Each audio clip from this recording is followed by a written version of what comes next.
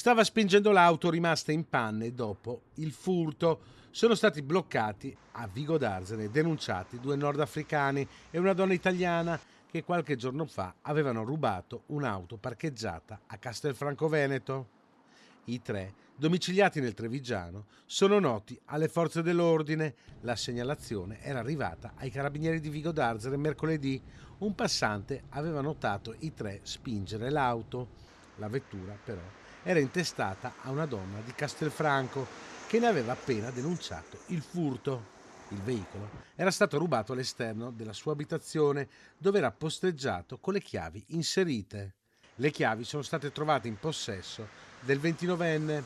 All'interno dell'abitacolo i carabinieri hanno trovato anche un bancomat risultato provento di un altro furto. La donna e uno dei due nordafricani sono stati denunciati.